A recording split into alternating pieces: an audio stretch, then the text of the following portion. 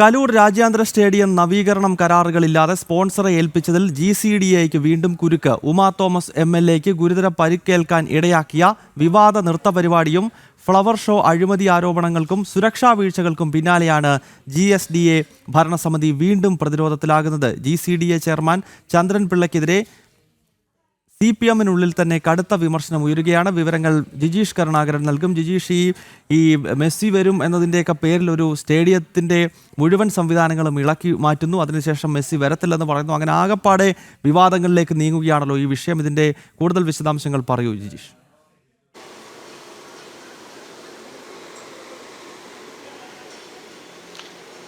ഗൗതം പറഞ്ഞതുപോലെ തന്നെ ഈ ഒരു സ്പോൺസറെ കാര്യങ്ങളെല്ലാം ഏൽപ്പിച്ചുകൊണ്ട് മെസ്സി വരുന്നു, അർജന്റീന ടീം വരുന്നു എന്നെല്ലാമുള്ള വലിയ പ്രചാരണം സ്പോൺസർ നടത്തുന്നു, ആൻഡോ അഗസ്റ്റിൻ നടത്തുന്നു. അത് വിശ്വസിച്ച് എന്ന രീതിയിൽ GCDA ഒപ്പം കൂടുന്നു, എല്ലാ കാര്യങ്ങളും അവരെ ഏൽപ്പിക്കുന്നു. അതിൻ്റെ ഭാഗമായാണ് ഇപ്പോൾ ഈ നമുക്ക് ഇവിടെ ദൃശ്യങ്ങളിൽ കാണാം, മരങ്ങളടക്കം മുറിച്ചിട്ടുണ്ട്. സ്റ്റേഡിയത്തിൻ്റെ പുറത്തുള്ള നിർമ്മാണ പ്രവർത്തനങ്ങൾ എന്ന പേരിൽ പല കാര്യങ്ങളും ഒരു ഭാഗത്ത് ചെയ്യുന്നു. അത് പകുതി വഴിയിൽ ഇട്ടിട്ട് പോകാനുള്ള ഒരു സാധ്യതയാണ് ഇപ്പോൾ കാണുന്നത്. ഇതുമായി ബന്ധപ്പെട്ട് സ്പോൺസർ തൻ്റെ നവംബർ 30-നകം നിർമ്മാണങ്ങളെല്ലാം പൂർത്തിയാക്കുമെന്ന് പറയുമ്പോൾ പോലും അത് സംബന്ധിച്ച് വ്യക്തതയില്ല. ഇങ്ങനെ GCDA പൂർണ്ണമായും തന്നെ കൂടുതൽ കുരുക്കിലേക്ക് പോകുന്നു. GCDA സംബന്ധിച്ചിടത്തോളം ഇത് ആദ്യത്തെ സംഭവമല്ല.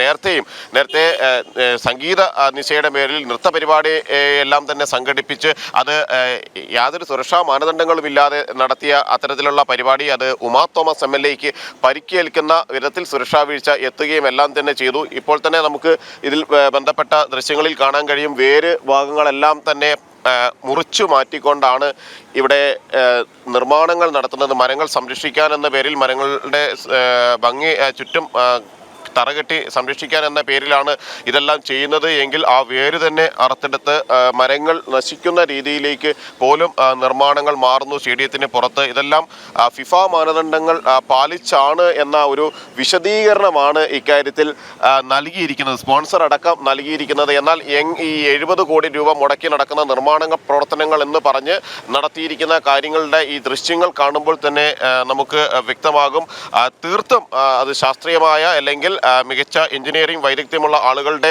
നിർദ്ദേശപ്രകാരം എല്ലാ കാര്യങ്ങളൊന്നും തന്നെ ചെയ്തിരിക്കുന്നത്. മാത്രമല്ല ഫിഫ മാനദണ്ഡങ്ങൾ അനുസരിച്ച് ഇവിടെ നിർമ്മാണങ്ങൾ നടത്താൻ അനുമതിയുള്ള കമ്പനികളോ നിർമ്മാണ ഏജൻസികളോ ഇതിൽ ഇടപെട്ടിട്ടില്ല. അവരെ ആരെയും തന്നെ ഇത്തരം നിർമ്മാണങ്ങൾ ഏൽപ്പിച്ചിട്ടില്ല. 70 കോടി രൂപയുടെ നിർമ്മാണ പ്രവർത്തനങ്ങൾ, 70 കോടിയുടെ നവീകരണ പ്രവർത്തനങ്ങൾ നടക്കുന്നു എന്ന് സ്പോൺസർ ആൻഡോ അഗസ്റ്റിൻ ആവർത്തിക്കുമ്പോൾ തന്നെയാണ് എന്ത് കാര്യങ്ങളാണ് ഇതുമായി ബന്ധപ്പെട്ട് ചെയ്യുന്നത് എന്ന സംശയം ബാക്കിയാകുന്നത്. ഇക്കാര്യത്തിലെല്ലാം തന്നെ GCDA കൃത്യമായി മറുപടി പറയേണ്ടി വരും. GCDAയ്ക്ക് ഇതിന് ഉത്തരം നൽകേണ്ട ഒരു സ്ഥിതിയാണ്. എന്നാൽ GCDA ഇതിൽ യാതൊരു തരത്തിലുള്ള മറുപടികളും ഇക്കാര്യത്തിൽ വ്യക്തമാക്കുന്നില്ല. ഏതെങ്കിലും തരത്തിൽ ഇതുമായി ബന്ധപ്പെട്ട ചോദ്യങ്ങൾ വരുമ്പോൾ അതിൽ നിന്നെല്ലാം ഒഴിഞ്ഞു മാറുന്ന ഒരു സ്ഥിതിവിശേഷം തന്നെയാണ് നമുക്ക് ഇക്കാര്യത്തിൽ കാണാൻ കഴിയുകയും ചെയ്യുന്നത്. നിരവധി ആളുകൾ ഇക്കാര്യങ്ങളെല്ലാം തന്നെ ചൂണ്ടിക്കാണിച്ചുകൊണ്ട് വരികയും ചെയ്യുന്നുണ്ട്. സാറ് ഇക്കാര്യം തന്നെയല്ലേ സംസാരിച്ചുകൊണ്ടിരിക്കുന്നത് അല്ലേ? ഇവിടുത്തെ എന്താണ് ഇവിടുത്തെ തന്റെ സംശയങ്ങൾ എങ്ങനെയാണ്? നല്ലൊരു കാര്യം ചെയ്യുന്നത്, അവർക്കൊരു സമയം കൊടുക്കുക അത് തീർക്കാൻ വേണ്ടി. പക്ഷേ ഇവിടെ മരങ്ങളുടെ പല ഭാഗങ്ങളും ഇല്ല, അത് അവരത് ട്രിം ചെയ്തിട്ട് അത് ഒരു സിസ്റ്റം ആക്കുകയാണ് അവർ. അത് കുറ്റം പറയാൻ പറ്റൂല. അത് അവർ പക്ഷെ പല സ്ഥലത്തും അതിന്റെ പാളിച്ചകൾ കാണാൻ പറ്റുന്നുണ്ടല്ലോ സാർ. അവർ ഫിനിഷ് ചെയ്തിട്ട് നമുക്ക് ചാൻസ് കൊടുക്കുക. അവർക്ക് വലിയൊരു പ്രോജക്റ്റ് ചെയ്യല്ലേ, അപ്പം അതനുസരിച്ച് നമ്മൾ കുറച്ച് ക്ഷമ കാണിക്കണം. അവർ ചെയ്ത് വരട്ടെ, നമ്മൾ വെറുതെ ഇങ്ങനെ കുറ്റം പറഞ്ഞിട്ട് കാര്യമില്ല. Let us think positively. Okay. ഇക്കാര്യത്തിൽ ചില ആളുകൾ ചില അഭിപ്രായങ്ങൾ പറയുന്നത് കേട്ടു. അങ്ങനെയാണ് നമ്മൾ അദ്ദേഹത്തിൻ്റെ അടുത്തേക്ക് ഇക്കാര്യത്തിൽ ചെല്ലുന്നത്. എന്നാൽ ഇതുമായി ബന്ധപ്പെട്ട ആളുകൾ അല്ലെങ്കിൽ പല ഘട്ടങ്ങളിലും ഉള്ള അഭിപ്രായ വ്യത്യാസങ്ങൾ നേരത്തെ നമ്മളോട് സംസാരിക്കുന്ന ഘട്ടങ്ങളിൽ തന്നെ ആളുകൾ പലതും ഇക്കാര്യത്തിൽ ചൂണ്ടിക്കാണിച്ചിരുന്നു. ഇതിൻ്റെ ഒരു സംശയങ്ങൾ, ആശങ്കകളെല്ലാം തന്നെ അവർ പങ്കുവെക്കുകയും എല്ലാം തന്നെ ചെയ്തിരുന്നു. അങ്ങനെ മരങ്ങളുടെ ചില്ലകളടക്കം വെട്ടിമാറ്റിക്കൊണ്ട് ഉള്ള നിർമ്മാണങ്ങൾ, അത്തരം പ്രവർത്തനങ്ങൾ ഇവിടെ നടത്തിയിരിക്കുന്നു. നിരവധി മരങ്ങൾ സാധാരണ നിലയിൽ ഈ കലൂർ സ്റ്റേഡിയം ഭാഗത്ത് തണൽ വിരിച്ചു നിന്ന മരങ്ങളാണ് ഈ രീതിയിൽ ചില്ലകൾ വെട്ടിമാറ്റി പൂർണ്ണമായും ആ മരങ്ങൾ നശിക്കുന്ന സ്ഥിതിയിലേക്ക് എത്തിയിരിക്കുന്നത്. GCDയെ സംബന്ധിച്ചിടത്തോളം GCD എപ്പോഴാണ് ഇത് സംബന്ധിച്ച തീരുമാനങ്ങൾ എടുത്തത്, ഏത് എക്സിക്യൂട്ടീവ് യോഗത്തിലാണ് തീരുമാനങ്ങൾ എടുത്തത് എന്നത് സംബന്ധിച്ചുള്ള കാര്യങ്ങളിൽ TJ വിനോദ് MLA അടക്കമുള്ള ആളുകൾ പറഞ്ഞത്, ഉമാ തോമസ് MLA അടക്കമുള്ളവർ പറഞ്ഞത് അവർ കൂടി ഉൾപ്പെടേണ്ടിയിരുന്ന ഒരു സമിതിയാണ്. അങ്ങനെ ഒരു തീരുമാനങ്ങൾ ഒരു ഘട്ടത്തിലും GCDയെ എടുത്തിട്ടില്ല. GCDയിൽ ചർച്ചയ്ക്ക് പോലും വന്നിട്ടില്ല.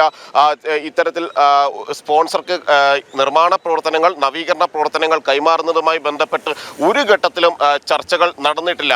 അത് സംബന്ധിച്ച് നേരത്തെയും സംഗീത പരിപാടി നടന്നപ്പോൾ, നൃത്ത പരിപാടി നടന്ന ഘട്ടത്തിൽ മേയർ അടക്കം GCD ചെയർമാന്റെ ചെയ്തികളെ ചോദ്യം ചെയ്തിരുന്നു. പലപ്പോഴും ഏകപക്ഷീയമായ തീരുമാനങ്ങൾ എടുക്കുന്നു എന്ന് വ്യക്തമാക്കിക്കൊണ്ട് അതേ പാർട്ടിയിൽപ്പെട്ട മേയർ M. അനിൽകുമാർ തന്നെ രംഗത്ത് വരികയും എല്ലാം ചെയ്തത് നമ്മൾ കണ്ടത് ആണ്. സമാനമായ ഒരു സ്ഥിതിയിലേക്ക് തന്നെയാണ് GCDയെ വീണ്ടും പോകുന്നത്. തന്നിഷ്ടപ്രകാരം കാര്യങ്ങൾ പലതും ചെയ്യുന്നു. അത് സർക്കാരിന് വലിയ ബാധ്യത ഉണ്ടാക്കുന്നു എന്ന് മാത്രമല്ല, സ്റ്റേഡിയത്തിന്റെ സുരക്ഷയെ ബാധിക്കുന്ന തരത്തിൽ പോലും കാര്യങ്ങൾ നീക്കിക്കൊണ്ടു പോകുന്നു എന്നതാണ് ഏറ്റവും പ്രധാനപ്പെട്ട ഒരു വസ്തുതയായി നിലനിൽക്കുകയും ചെയ്യുന്നത്. ഗൗതം, കലൂർ സ്റ്റേഡിയത്തിൻ്റെ നവീകരണ പ്രവർത്തനങ്ങളുമായി ബന്ധപ്പെട്ട വിവാദങ്ങൾ അവസാനിക്കുന്നില്ല എന്നുള്ളതാണ്. നമുക്കറിയാം, ഒരു കാലത്ത് നമ്മുടെ കേരളത്തിൻ്റെ കായിക മേഖലയെ സംബന്ധിച്ചിടത്തോളം വലിയ അഭിമാനമായിരുന്നു കലൂർ സ്റ്റേഡിയം എന്നുള്ളത്. ഭാരതവും വിവിധ രാജ്യങ്ങളുമായിട്ടുള്ള വളരെ പ്രധാനപ്പെട്ട ക്രിക്കറ്റ് മത്സരങ്ങളും അതോടൊപ്പം തന്നെ വളരെ വാശിയേറെ ഫുട്ബോൾ മത്സരങ്ങൾക്കൊക്കെ വേദിയായ നമ്മുടെ അഭിമാനമായിട്ടുള്ളൊരു സ്റ്റേഡിയമായിരുന്നു. അതിൻ്റെ ഇപ്പോഴത്തെ അവസ്ഥയാണ് ജിജീഷ് കരുണാകരൻ ആ സ്റ്റേഡിയത്തിൽ പോയി നിന്നുകൊണ്ട് ലൈവായി റിപ്പോർട്ട് ചെയ്ത് പ്രിയപ്പെട്ട പ്രേക്ഷകരിലേക്ക് എത്തിയത്. വളരെ നന്ദി ജിജീഷ് കരുണാകരൻ ഈ വാർത്ത അപ്ഡേറ്റ്സുകൾ നൽകിയതിന്.